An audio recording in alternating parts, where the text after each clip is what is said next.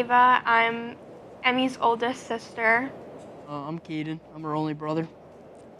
I'm Erica, Emmie's mom. I'm Jimmy. I'm Emmie's dad. I'm Ava Kelly. I'm Miyama. And I'm Annalise. I am Emmie's aunt. So Emmie is the youngest of 5 children altogether. She was born healthy and, moving along milestone-wise, just like any infant would.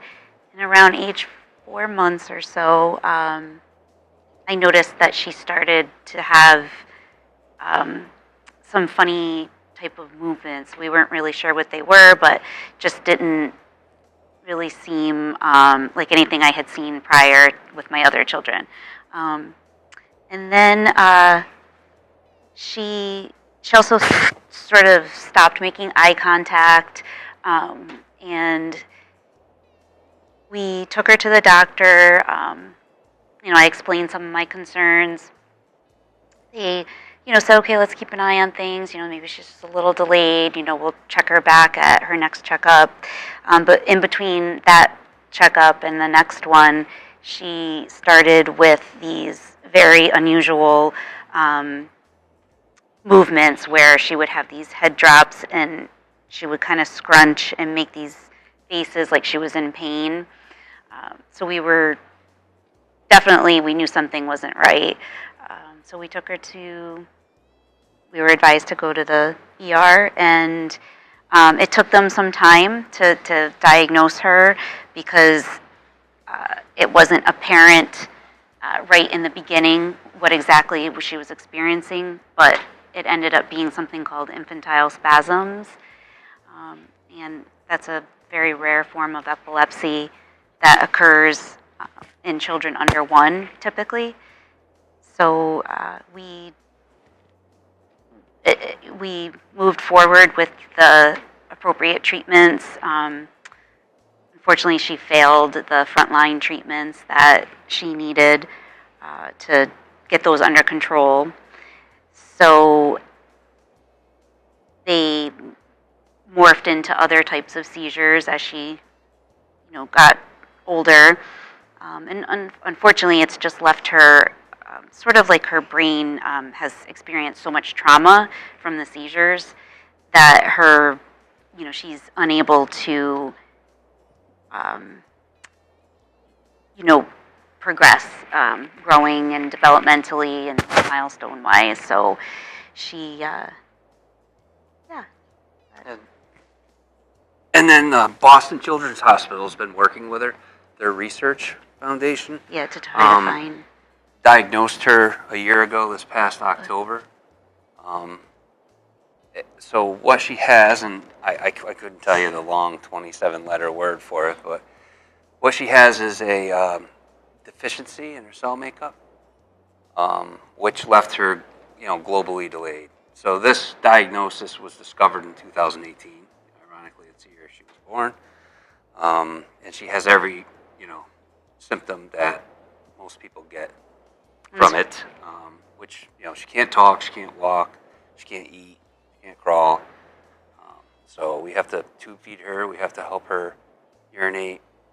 She's on medication from anything from her seizures to control her salivatory gland. So it's been challenging. Lots of.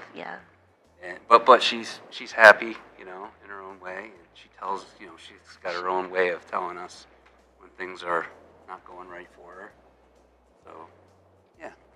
It's been a process. Her condition that he's referring to, with it only being found through research, there's like less than 20 people that have this particular deficiency that they feel she has. It hasn't been confirmed, but they feel that's what she has.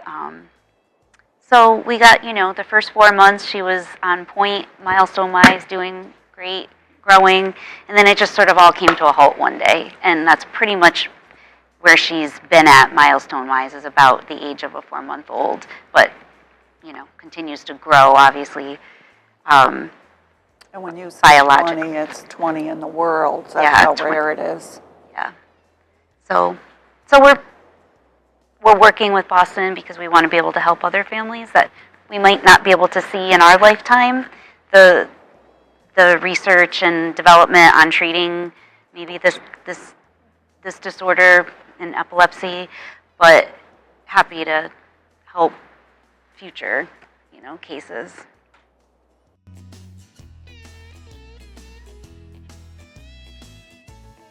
So, Go ahead.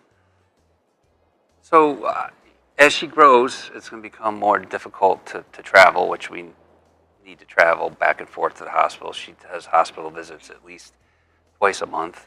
We take a trip out to Boston Children's Hospital at least twice a year.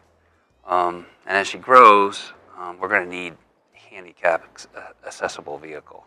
So what we were thinking about a year and a half ago was purchasing a van and modifying that van in a way we can get her wheelchair in and out of, where she's going to eventually grow out of the car seat that she's in.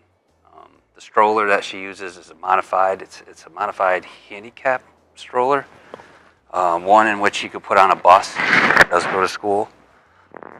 So that would help us immensely. she doesn't go to school, but if she did go to school, she would have this handicap stroller that attaches to the vehicle, and that's more or less what we're trying to accomplish with the van. But it's been a process trying to find one. They're very expensive. The interest rates are high. We have 4 other children that we're trying to give our best to.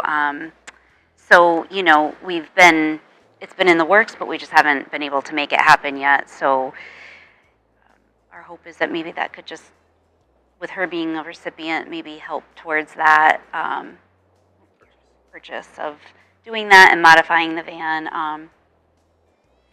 There's lots. The list is endless, really, with her, because there's lots of expenses that are out of pocket. There's a lot of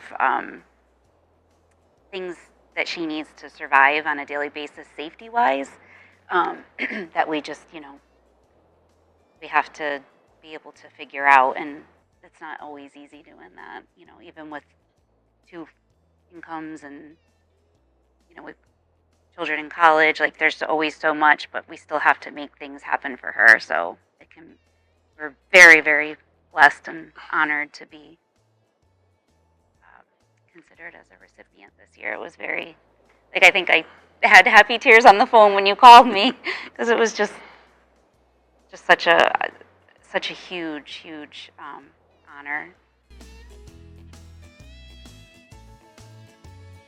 I had nothing but happy tears. I'll probably start crying if Pretty amazing. It was pretty amazing. Yeah, I couldn't wait to just. It was joyful. We always, like I told Erica, well, there's other families that need it more than us. We can figure it out. But I work with a woman that she's heavily involved, Tina of it, who told me don't feel that way. You guys live through it. You don't know. You're callous to it. There's others that feel as though you need it. So I'm she honored. I don't know Yeah. what else to say. I'm very Yeah. thankful for it. I think this is great. Yeah, very blessed.